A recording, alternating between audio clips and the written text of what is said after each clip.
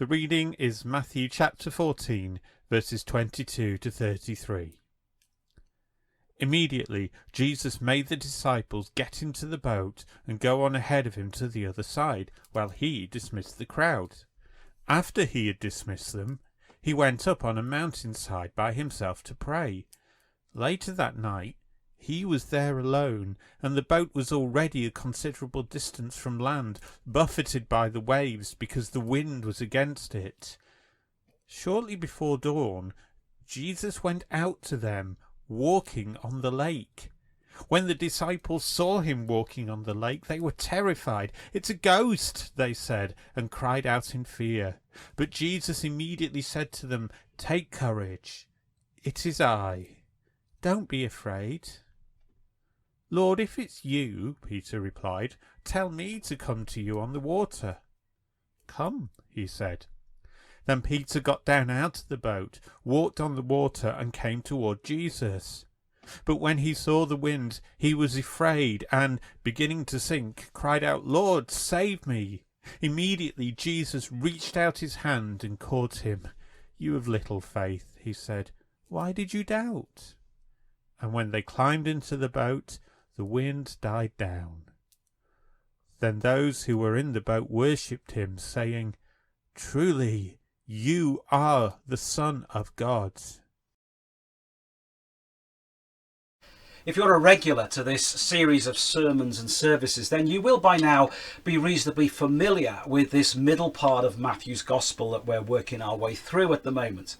And you've probably begun to notice that Matthew is quite structured and organised in the way that the material is presented. So after offering us a catalogue of parables, we now seem to be similarly engaged in a catalogue of miracles. And it won't surprise you that there are more miracles yet to come. And in the early part of chapter 14, a crowd of hungry people is miraculously fed, and then almost immediately afterwards, Jesus miraculously appears walking across the water on a lake. Now, the miracles of Jesus have attracted various reactions from people over the centuries. There are those who are actually quite dismissive of them. I'm very comfortable with a Jesus who's kind and compassionate and a wise teacher and full of profound ideas, a Jesus who says nice things, but don't give me a Jesus of signs and wonders. Don't ask me to believe in any more than that. Well, it seems to me that this story is a total challenge to that kind of attitude, because the fact that Jesus reappears into the narrative as something of a figure of mystery and generating a sense of fear and uncertainty within the boat crew seems to be an absolutely central element within its narrative. This is not a Jesus who's always going to leave us feeling immediately comfortable. The Jesus of the Gospels may be a friendly, storytelling, sick-healing, bread-providing companion, but he's not a Jesus who can be quietly tamed and never presents himself to us in a way that is challenging and demanding of us to see more in him than that. And it takes the disciples time to realise that this awesome figure who emerges from the mists of the morning and glides across the lake towards them is indeed the same Jesus. So if we find some aspects of Jesus a little bit scary and a little bit difficult to comprehend, then it seems to me that that's a key element in this story for the boat crew too. That's exactly who Jesus is. He's all those things. It's the same Jesus. But of course, we might be quite comfortable with the supernatural Jesus, so to speak. And it seems to me that this story also sets out to challenge an opposite extreme, which is, while we may be wanting to recognise Jesus as more than mere human, it's also a Jesus who invites us not to become obsessed with miracles for miracles' sake, which I would argue is equally unhelpful. And we see that through Peter, who, not for the last time in Matthew's narrative, is depicted as slightly ahead of the other disciples, and in his typically impetuous way, he wants to bring his agenda into the narrative. So he sees this figure who has declared that it's Jesus. Well, if you're who you say you are, then this is what I want you to do. Tell me to come and walk on the water with you. Now, this boat trip is all about learning lessons. So Jesus agrees and invites him to join him. And in the events that follow, we get a momentary illustration of a much bigger principle that actually we've seen permeating right through this gospel narrative. If you want to join me, Peter, it's not going to be an easy ride. And there's another interaction with Peter a couple of chapters further on where Jesus expresses exactly this in the language of the cross. But for now, it's the waves that are causing the problem. And so Peter discovers that walking on water does not necessarily mean a calm sea. And then he begins to panic. And then he's eventually glad that Jesus grabs hold of him and leads him back into the boat. And notice that Jesus doesn't lead him further out to sea. He takes him back to the boat, because that was the original instruction. Get into the boat and head for the other side. Let me set the agenda, says Jesus. Don't ask me to dance to your tune. The kingdom of God is not a kingdom of Lone Ranger water walkers. It's a kingdom of obedient boat crew. Matthew seems quite content to leave the walking on water to Jesus. What's important for the disciples is having Jesus in the boat and recognizing the full extent of who this Jesus is. So yeah, this is a Jesus who is more than mere human, and there are aspects of Jesus that can and do defy the normal forces of nature. But that does not mean that following and obeying this Jesus won't sometimes leave us feeling buffeted by waves and struggling to cope with all the realities that that entails. So yeah, while we might be attracted to these early behaviours of Peter, if Jesus can walk on water, I want to walk on water, or as he'll later say, if you're the Messiah, you can't be crucified, that's not what Jesus invites. Because if that's all our faith is founded on, then when we are faced with adversity and tragedy, we're going to find ourselves asking why God doesn't just miraculously intervene to make things better then. Why does God let bad things happen is one of those age-old questions that seem to have echoed through just about every era of history. And if you turn back to Matthew chapter 13, you may remember that this is one of the issues that is addressed in some of the parables that Jesus tells. Why doesn't the farm owner rip out the weeds that are marring and spoiling the good crop? Why does the fishing crew allow to remain in the net fish that they know aren't any good? Why do all these things happen? And as I've observed before, the parables of the previous chapter stamp themselves on the narratives that follow. And Peter embodies that same question. If you can overcome these waves, then why can't I? Well, you can, says Jesus. And now I've proved that. Shall we just get back into the boat as per my original instructions? This is a story about Jesus, not about Peter. It's a story about discovering who Jesus is, not what we can do. And that point is made powerfully at the end, when the disciples are all back in the boat and Jesus is worshipped.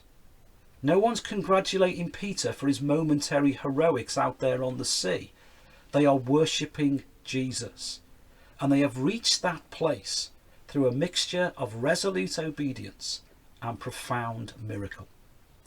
Resolute obedience by getting into the boat that Jesus told them to get into, and by remaining in the boat, albeit with little apparent choice, and by journeying through the struggle and the confusion and the fear that this came to entail.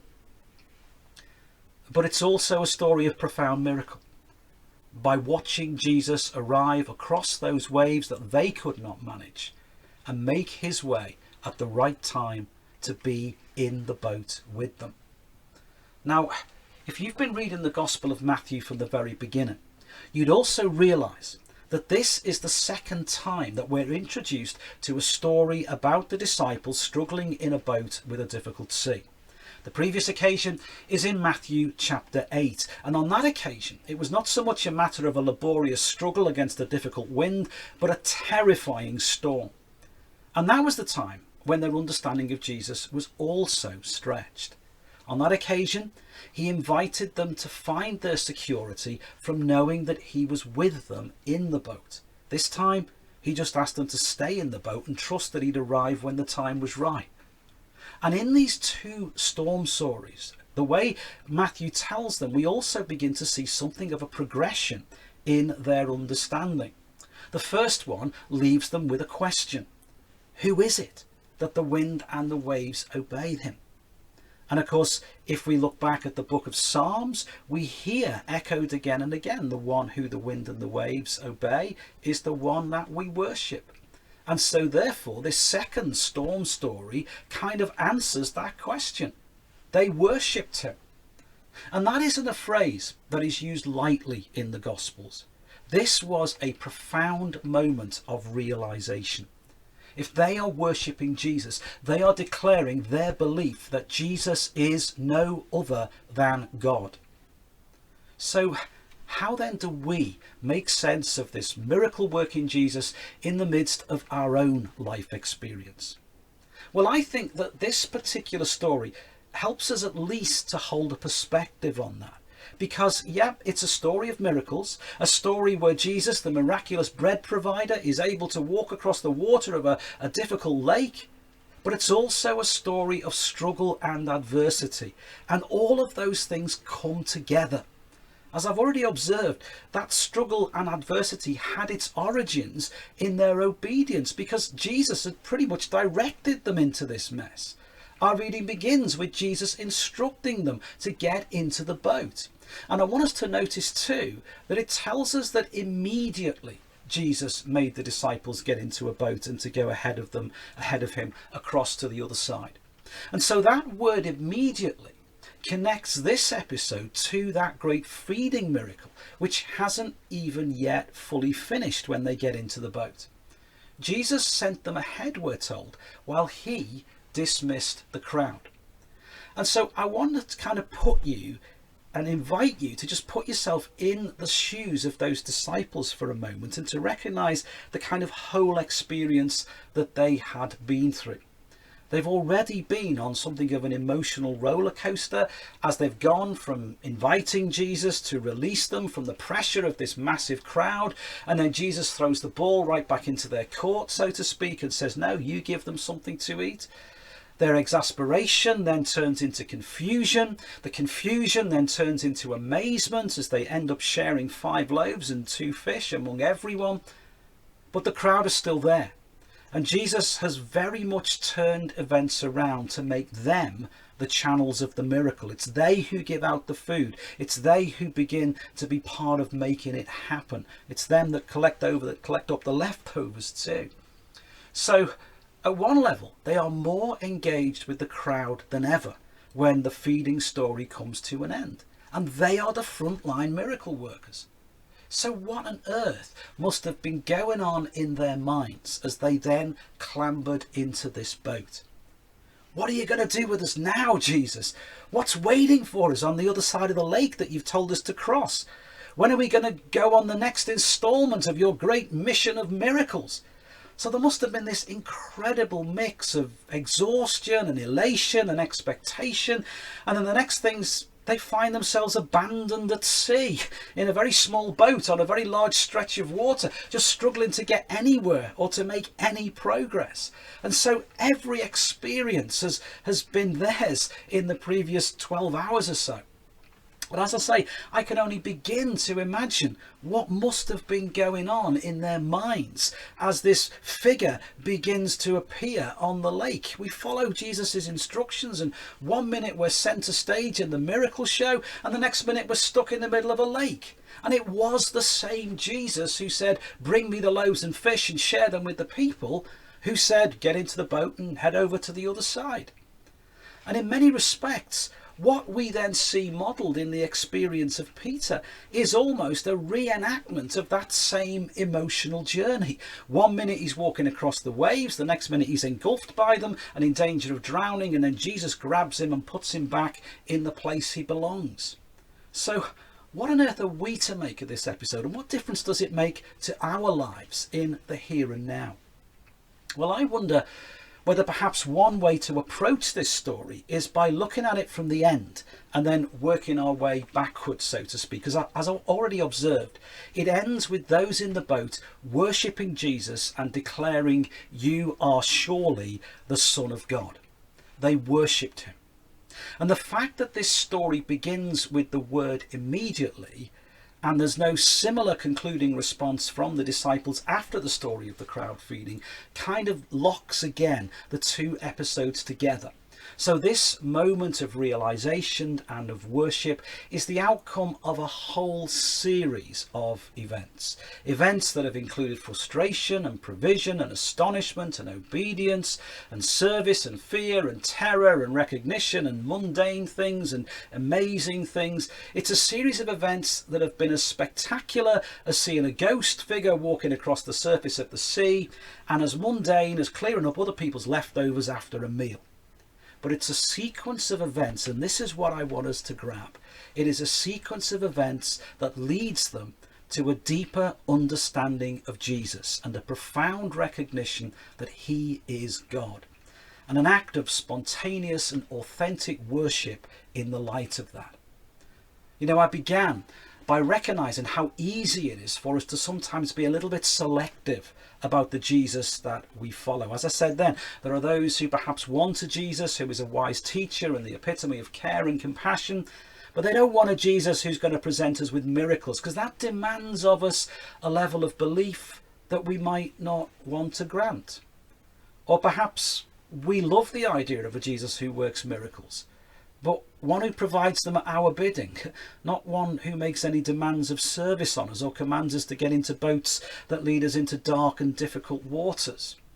Or we want a Jesus who'll make us centre stage when it comes to feeding the crowds, but not one who'll ask us to trust him and just stay in the boat. Or a Jesus that we can control and contain, not one who appears on a lake and confronts us with mystery and uncertainty. It is very easy for us to kind of begin to fashion Jesus around our own expectations. But to worship God is to totally submit ourselves to all that God is. And to worship Jesus as God is to do the same. It is to align ourselves with God's being, not try and align God with our agendas and our expectations. And the conclusion that this eclectic catalogue of events and emotions led the terrified crew of that boat to was that Jesus was the one that they should worship. Jesus was the one who was worthy of their worship. And some of them reached that conclusion by leaping into the water and trying to walk on it for themselves. Others of them just clung to the decks and watched. Maybe they reached that conclusion as they watched the bread being broken and multiply, or maybe they saw it when they recognised the compassion and the healing that led to this gigantic picnic. Maybe they discovered it as they watched this mysterious figure eventually come into focus as it glided across the lake, and then recognised it as their friend Jesus. Or maybe they worked it out as they mulled over the events of the previous day as they sat bewildered and alone on a dark blustery night in a tiny fishing boat. We don't know. But it seems to me that what really matters is not so much how they reached that conclusion, but the fact that they did. The fact that they reached this place where they worship Jesus and recognize Jesus for who and for what he is. And so for us too. As we gather around this act of worship, we too will have had many and varied experiences of Jesus. Some of us may come into this act of worship with stories of miracles and amazing provision, and others may find it easier to resonate with the litter pickers and the doubters. Some of us may have done the equivalent of leaping from the boat to take on the waves, and others of us may have watched from the boat and been glad to see the storm over. And I suspect that many of us, like Peter, have had our moments when we've stepped boldly into the waves only to find ourselves terrified and overwhelmed, and just a few paces later to be glad to be back where we started. But it seems to me that in the middle of all those different experiences, and yours may well be over and above any that I've imagined, Jesus simply asks us one straightforward question. Yes, but do you know who I am? Are you living your life in a way that reflects who I am? And I think that this has something particularly powerful to say to us in the midst of our present circumstances, a time when our shared lives and our usual avenues and expressions of worship are just not available to us. These disciples worship Jesus through a sequence of events and in a location and a context that was miles away, literally and metaphorically, from their familiar synagogues and their holy temple. But it became a place of worship because it became a place of realization, a place where they recognized Jesus for who Jesus was, a place where they heard those simple words, "It is I," and they responded to all that those words meant. And I know that as we gather to worship today, our experiences and our reactions to recent events will be quite varied and different. And Jesus simply invites us to discover who he is, not despite those circumstances and experiences, but through discovering him at their heart. And if Jesus seems a distant and mysterious figure that we can only vaguely make out somewhere in the midst of the storms that we're seeking to ride, then we can be assured that it's the Jesus whose presence in the boat will yet bring us calm. And so to me, this event, for all its mystery, offers us a very personal invitation, an invitation to discover more of Jesus, so that we can more fully worship Jesus. And it reminds us that new events and experiences, whether they are profound and miraculous or demanding and mundane, even those that seem difficult and daunting, offer exactly those kinds of opportunities to discover more of Jesus. And so much of the message of this sequence of events is the invitation of Jesus to trust me. Trust me with your 5 loaves and your 2 fish, with your "we only have this," and let me do more than you might imagine. Trust me to get into the boat and set off into that blustery sea, knowing that you'll find me. Trust me that it is me when you can make that figure out on the distant horizon. Trust me, follow me, obey me. But I also sense that there's a missional dimension to this story. Now, perhaps I'm letting my imagination run away with me, but I'm interested in the fact that we often use that symbol of the followers of Jesus in the boat together to represent the church. And you have this moment, therefore, when Peter is standing on the waves, beginning to sink and struggle, and Jesus helps Peter to make it back into the boat. And I wonder if there's a picture in that of what Jesus is still doing in our world today. Encountering those brave souls who take impetuous steps of faith and then helping them find their way back and their place in that boat. A boat where he too seeks to be present. You know, we often remind ourselves that it's only through those faith-fueled encounters with Jesus that people become Christian believers. And our task is not so much to try and make the boat feel as comfortable and as attractive as possible, but to be ready to receive those who Jesus leads in our direction. And perhaps often our experience in that boat will be something familiar to those disciples, clinging to the sides in bewilderment and panic, but clinging to the boat nonetheless, still recognizing that we have things to learn, still tracing that silhouette of Jesus with more yet to show us of who he is, but in the boat nonetheless. And Jesus doesn't demand of us that we simply sing happy sea shanties and pretend that all is well. He just leads Peter to the boat. And as they climb aboard, everyone is able to worship Jesus together for the person that he is. Everyone is able to bring all their different experiences and to discover more of him together. And so yet again, we are in that place, just like the story of the wheat and the weeds or the dragnet, where all is not just plain sailing. There are storms to negotiate and confusions to overcome. But Jesus leads Peter to the boat, and the boat becomes the place of Jesus' presence, the place of worship. So, whatever circumstances you find yourself in at the moment, Jesus is in the vicinity. God's purposes prevail. Hang on in there. And this can, for you, yet become a place of worshipful encounter.